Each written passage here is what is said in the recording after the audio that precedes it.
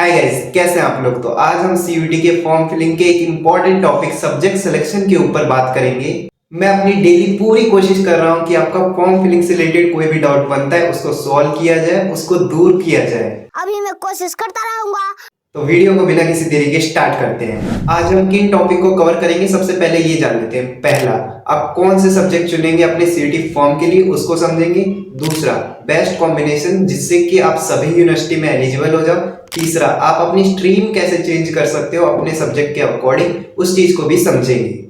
एक हमारा common rule कि आपको सब्जेक्ट्स वही चुनने हैं जो आपने 12th क्लास में पढ़े हैं। इसका रीजन क्या है वो भी समझ लो। जब भी आपका यूनिवर्सिटी का एडमिशन प्रोसेस स्टार्ट होगा तो जो आपने पेपर सीयूटी में दे के आए हैं उन्हीं सब्जेक्ट्स के मार्क्स कैलकुलेट किए जाएंगे, कंसीडर किए जाएंगे जो आपने 12th क्लास में भी पढ़े हैं। अगर आपने कोई सीयूटी के एग्जाम में ऐसा सब्जेक्ट का पेपर दे के आए हो जो आपने 12th क्लास में पढ़े ही नहीं, मतलब आपके 12th क्लास में वो सब्जेक्ट था ही नहीं, तो बस ये होगा कि उसके मार्क्स कैलकुलेट नहीं होंगे और उसके मार्क्स कंसीडर नहीं किए जाएंगे आपके एडमिशन के लिए।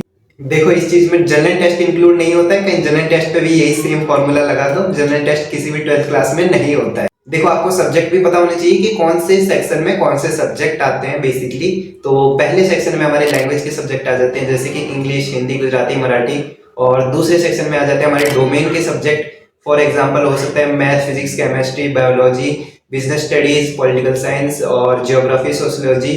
इस टाइप के जो भी मतलब मेन सब्जेक्ट हो जाते हैं वो डोमेन में आते हैं। और तीसरा सेक्शन हो जाता है हमारा जनरल टेस्ट का। देखो, आप एग्जाम्पल के साथ समझेंगे कि आपको कैसे सब्जेक्ट चुनने चाहिए अपने सीयूटी के फॉर्म के लिए। देखो, आप पॉइंट वाइज समझते हैं। तो पहले पॉइंट से स्टार्ट करते हैं। आपको करना है बीएससी। आपको बीएससी करना है दिल्ली यूनिवर्सिटी से भी करना है और बीएचयू से भी करना है। तो इस चीज को समझते हैं। तो उसका क्राइटेरिया क्या है। डीयू के लिए तो क्राइटेरिया हो जाता है, उसके लिए चाहिए आपको एक लैंग्वेज चाहिए और 3 डोमेन तो चाहिए। बट सेम टाइम पे बीएचयू में बीएससी करने के लिए आपको बस 3 डोमेन चाहिए होते हैं, मतलब 3 डोमेन के मार्क्स उसमें कैलकुलेट किए जाते हैं। तो आपने एक चीज इसमें समझी कि 3 डोमेन तो दोनों में चाहिए। कंफर्म है कि 3 डोमेन दोनों में कॉमन है और बस आपको एक लैंग्वेज एक्स्ट्रा चाहिए। किसके लिए चाहिए? डीयू में चाहिए। तो आपको सिंपल से बात समझ में आ गई होगी कि क्या कहना चाह रहा हूं मैं, कि आपको एक लैंग्वेज तो लेना ही है प्लस 3 डोमेन लेना है। इसके साथ होगा क्या कि 3 डोमेन से आप बीएचयू में तो कंफर्म हो ही जाओगे, मतलब एलिजिबल हो जाओगे।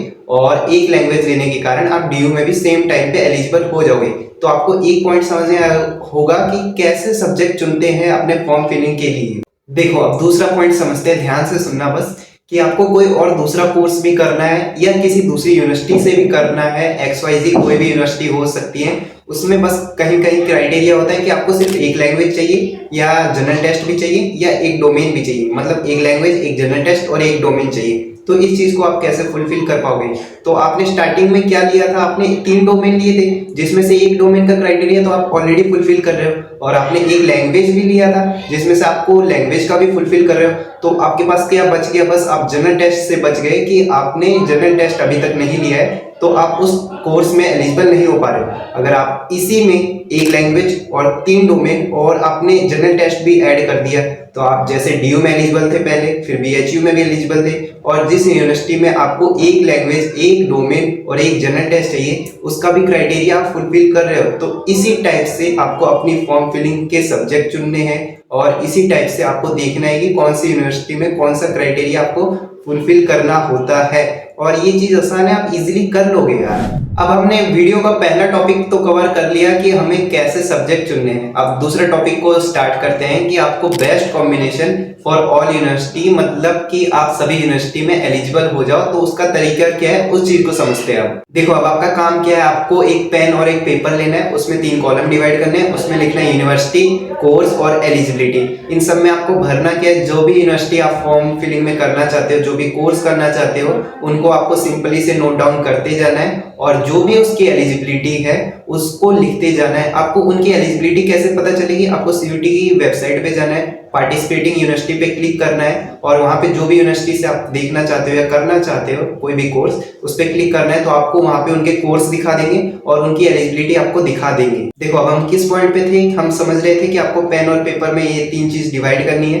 तो आपको करते क्या जाना है, यूनिवर्सिटी लिखनी है, जो भी कोर्स करना चाहते हो, जैसे BSc physics honours, chemistry honours और मैथ ऑनर्स, उनके क्राइटेरिया लिखते जाने हैं। ये डीयू से हो गया, बीएचयू से भी हो गया, और भी जो यूनिवर्सिटी है उससे आपको उसके कोर्सेज लिखने हैं, फिर उसकी एलिजिबिलिटी लिखनी है, ठीक है। फिर आपको पता चलेगा कि आपको कुछ चीजें आपको कॉमन दिखती जाएंगी कि 3 डोमेन चाहिए ही चाहिए मेरे को, और फिर आपका हो जाता है कि डीएचयू में 3 डोमेन चाहिए बट मेरे को चाहिए डीयू के लिए 1 लैंग्वेज भी चाहिए। तो आपका कॉम्बिनेशन यहाँ से क्या बन गया, 1 लैंग्वेज प्लस 3 डोमेन आपका कंफर्म हो गया।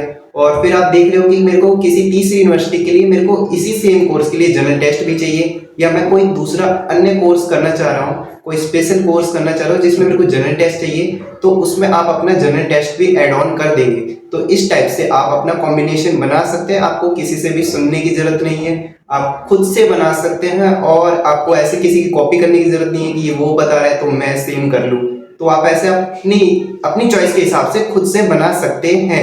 देखो, अब आप सोच रहे होंगे कि थोड़ा बहुत यार कितना कंफ्यूजिंग होते जा रहा है, तो मैं समझा देता हूँ कि ये कंफ्यूजिंग नहीं है, क्योंकि अल्टीमेटली आपको अपने एग्जाम कौन से सब्जेक्ट के देने, जो 12th क्लास में पढ़े हैं बस उन्हीं का एग्जाम देना है। और इस चीज में कुछ नया ही नहीं है कि आप कुछ नया दे के आ रहे हो, आपको अपनी क्लास 12 के सब्जेक्ट का ही एग्जाम देना है, बस। नहीं है तो थोड़ी सी चीज हमारी जनरल टेस्ट है, उसमें भी कोई कंफ्यूजन की बात नहीं है।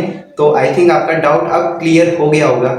अब हमारी वीडियो के तीसरे पॉइंट को डिस्कस करते हैं कि आपको स्ट्रीम चेंज करनी है, वो कैसे कर सकते हो, इस चीज को समझ लेते हैं। देखो, साइंस स्ट्रीम से हो, आर्ट्स और कॉमर्स के कोर्स भी करना चाहते हो, तो इस चीज को एग्जांपल से भी समझते हैं, क्योंकि तुम्हारा भाई एग्जांपल बहुत अच्छे देता है। देखो, आपको साइंस से आपको करना है बीए पोल साइंस ऑनर्स करना है या बीकॉम ऑनर्स करना है दिल्ली यूनिवर्सिटी से, तो इस चीज को समझते हैं। तो हम समझ लेते हैं, बीए पोल साइंस आपको करना है और आपके पास से स्ट्रीम है साइंस से हो, आप मैथ साइंस से हो या आपके पास बायो हो, कुछ भी है। तो अब समझ लेते हैं बीए पोल साइंस का क्राइटेरिया क्या कहता है। उसके लिए चाहिए आपको 1 लैंग्वेज प्लस 3 डोमेन, मतलब आपके पास होने चाहिए 1 लैंग्वेज का सब्जेक्ट और 3 डोमेन के सब्जेक्ट होने चाहिए। तो आपको सब्जेक्ट कौन से चुनने हैं, अगर आपको स्ट्रीम बाद में चेंज भी करनी है तो एडमिशन के लिए, तो आपको 1 लैंग्वेज में सपोज आपने ले लिया, ये इंग्लिश ले लिया या हिंदी ले लिया, इनमें से कोई भी एक ले लिया। अब आपको 3 डोमेन कौन से लेने हैं, उन पे मेन फोकस करने वाली बात है। तो इसमें कोई दिक्कत नहीं है यार कि आपको स्ट्रीम चेंज करने हैं, बट उसके लिए ऐसा जरूरी नहीं है कि आपको आर्ट्स के सब्जेक्ट चुनने हैं, आपको अपने ही सब्जेक्ट चुनने हैं। मतलब आपके 3 डोमेन्स क्या हो गए, आपके 3 डोमेन हो गए, जो कि हो सकते हैं फिजिक्स केमिस्ट्री मैथ होगा या फिजिक्स केमिस्ट्री बायो होगा। तो आपको इन्हीं 3 डोमेन में से चुनने हैं, आपको आर्ट्स के सब्जेक्ट नहीं चुनने हैं। अगर आपको स्ट्रीम भी चेंज करनी है तो सिंपल सी बात है, आपको अपने ही सब्जेक्ट चुनने हैं, मतलब अपने ही डोमेन चुनने हैं जो 12th क्लास में पढ़े हैं। और आप अगर दूसरे सब्जेक्ट दे के भी आओगे तो उसका फायदा ही नहीं है, क्योंकि आप उसके मार्क्स कैलकुलेट नहीं कर पाओगे, और स्ट्रीम बाद में आपकी चेंज हो जाएगी, इसमें दिक्कत की बात नहीं है। बट उसके लिए आपको आर्ट्स के सब्जेक्ट के पेपर देने की जरूरत नहीं होती है, और दे भी दोगे तो उसके मार्क्स कैलकुलेट ही नहीं होंगे। तो आई थिंक आपको समझ में आ गया होगा कि स्ट्रीम वाला चेंज वाला फैक्टर कैसे होता है। देखो, अब हमने तीनों पॉइंट्स को समझ लिया, अब कुछ एडिशनल पॉइंट है जो कि सब्जेक्ट फिलिंग से रिलेटेड ही है, आपको पता होने चाहिए। अब आपने एक क्राइटेरिया देखा है कि 1 लैंग्वेज 3 डोमेन होने चाहिए, बट आपकी क्लास में है, आपकी 12th क्लास में आपने पढ़े हैं 4 डोमेन के सब्जेक्ट पढ़े हैं, जैसे कि हो सकता है फिजिक्स केमिस्ट्री मैथ बायो चारों पढ़े हैं, या आपने आर्ट्स के सब्जेक्ट पढ़े हैं, लाइक आपने पढ़े हैं economics, political science, geography, history, चारों पढ़े हैं। तो आप सोच रहे होंगे कि मेरे को तो 3 ही चुनने हैं, तो 3 कौन से चुने, क्या मैं 4 भी चुन सकता हूँ? आप 4 भी चुन सकते हैं, और आपने 1 लैंग्वेज चुन ली इंग्लिश हिंदी। तो सपोज कीजिए आपने 4 सब्जेक्ट चुन लिए डोमेन की और 1 लैंग्वेज चुन ली, और आपकी बाद में जब भी मेरिट बनेगी ना, तो वो बनेगी 4 सब्जेक्ट के अकॉर्डिंग। तो उसमें होगा क्या, जो भी आपके 3 बेस्ट डोमेन सब्जेक्ट हो रहे होंगे उसमें मार्क्स कैलकुलेट होंगे, जिसके सबसे ज्यादा मार्क्स बन रहे होंगे उसमें से आपके मार्क्स कंसीडर किए जाएंगे।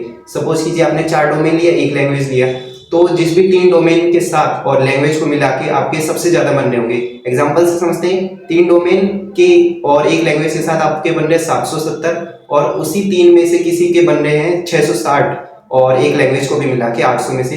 तो आपके मार्क्स कौन से कैलकुलेट होंगे, जो भी ज्यादा होंगे, ज्यादा किससे हो रहे, 770 वाले से हो रहे, तो वो बाद में आपके कैलकुलेट हो जाएंगे। तो ये आपका प्लस पॉइंट हो जाता है अगर आपने एक्स्ट्रा सब्जेक्ट पढ़े हैं तो अपनी 12th क्लास पे।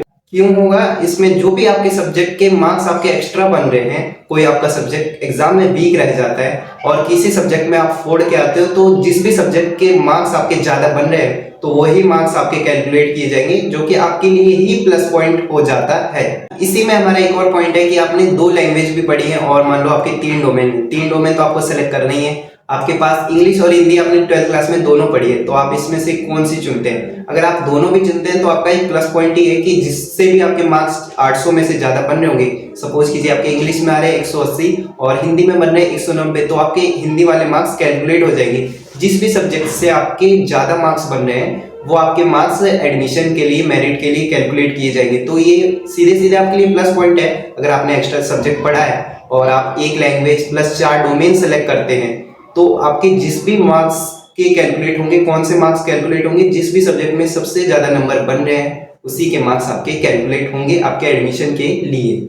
अब देखो एक और पॉइंट समझाता हूँ। आप सोच रहे हो कि कोई 3 डोमेन में से मैं 2 डोमेन चुनना चाहता हूँ, तो उसके लिए मैं क्या कर सकता हूँ? देखो यार, अगर क्राइटेरिया में आपको 3 डोमेन मांग रहा है, मतलब 3 डोमेन चाहिए, तो आप 2 डोमेन दे के आओगे तो आपका कोई फायदा ही नहीं हो, क्योंकि एडमिशन तो आपके लिए कह रहा है कि 3 डोमेन चाहिए और आप 2 डोमेन खुद से करके आ रहे हो, तो आप खुद से नहीं कर सकते हो। बेसिकली अगर पीसीएम चाहिए तो भाई ऐसा नहीं है कि आप उसमें से मैथ स्किप कर सकते हो या केमिस्ट्री स्किप कर सकते हो, आपको अच्छा नहीं लगता है बस इसलिए आपको तीनों देने ही पड़ेंगे भाई, अपनी मर्जी से नहीं कर सकते हो यार। देखो एक और बात आपके साथ शेयर करता हूँ। आप सोच रहे होंगे क्या मैं क्लास 12 के अलावा जो भी सब्जेक्ट हैं जो मैंने नहीं पढ़े, क्या मैं उनको ले ही नहीं सकता?